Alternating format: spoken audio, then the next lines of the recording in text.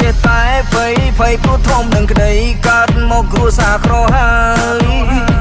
ច្រៀងមួយបត់ហើយយកមុខខ្ទប់នឹងខ្នើយមិនទេលោកអើយទៅមុខទៀតវាសនាខ្ញុំរស់មួយថ្ងៃដើម្បីមួយឆ្អែតដល់ឈឺចូលពេទ្យចាំទូរស័ព្ទតែយម៉ូតូកាត់ភ្លៀងព្រោះអត់ឡានជីងហើយជិះកិច្ចប៉ូលីសព្រោះម៉ូតូអត់ពុនពីឆានចាំថ្នល់ថាវាឆ្ងាញ់ពេកពុនឃើញស្រីខំគុណត្រឹមហៀទឹកមកប្រាក់ខែ150អស់ចាហើយខ្ញុំជាពាក់គេឡើងជុំចុងខែឡើងចត់អត់មានណាដឹងព្រោះខ្ញុំមិនសូវមកដល់ប្លីមកខាត់ទៅភ្ញាក់គ្រប់គ្នា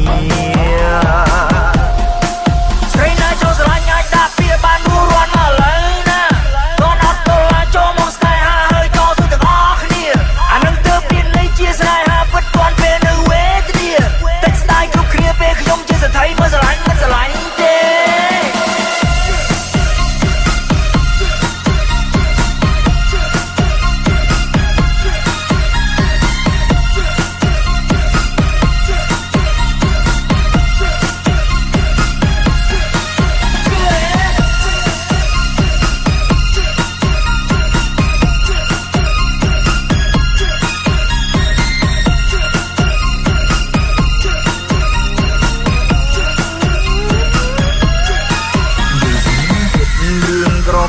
ចេះតែ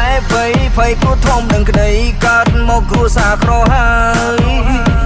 ច្រៀងមួយបត់ហើយយកមុខខ្ទប់នឹងខ្នើយមិនទេលោកអើយទៅមុខទៀតវាសនាខ្ញុំរស់មួយថ្ងៃដើម្បីមួយឆ្អែតដល់ឈឺចូលពេទ្យចាំទូរស័ព្ទតែយម៉ូតូកាត់ភ្លៀងព្រោះអត់ឡានជីង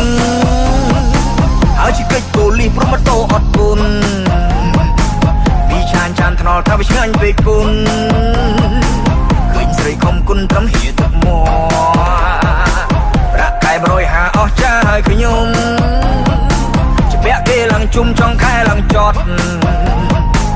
អត់មានណាដឹងព្រោះខ្ញុំមិនសូវមកដល់ប្លីមកខាត់ទៅភ្ញាក់គ្រប់គ្នា